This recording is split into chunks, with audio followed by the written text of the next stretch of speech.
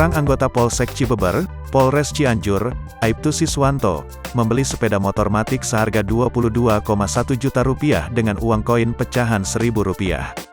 Bukan main-main, uang itu dia peroleh dari hasil menabung selama 8 tahun. Dia membeli sepeda motor itu di satu dealer di Jalan Dr. Muwardi Bypass Cianjur.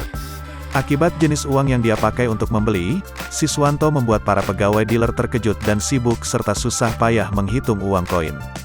Aibtu Siswanto mengatakan, uang yang berhasil dikumpulkan ia bagi menjadi 22 kantong dengan isi per kantongnya Rp1 juta.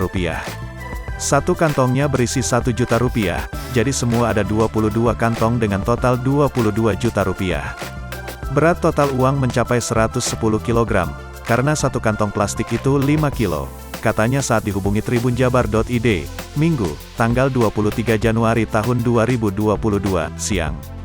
Aibtu Siswanto mengatakan, ia memiliki keinginan untuk membeli sepeda dan mulai menabung sejak 2013 untuk dapat membelinya. Uang koin tersebut dikumpulkannya dari sisa-sisa belanja di warung selama ia bertugas. Uang koin itu disimpan di lantai kamar kosong di rumah.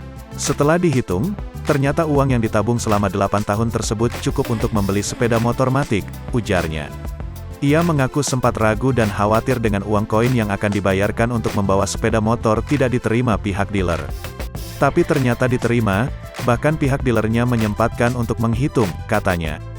Siswanto mengatakan, motor baru yang ia beli ia gunakan untuk sehari-hari dalam bertugas. Kepala Cabang Dealer JG Motor Cianjur, Cepi Hermawan, mengatakan, baru pertama kali ada konsumen yang membeli sepeda motor menggunakan uang koin, awalnya saya kaget, tapi kita terima mau apapun bentuk uang itu meskipun receh karena tetap uang sah. Makanya kita tetap layani, kata Cepi.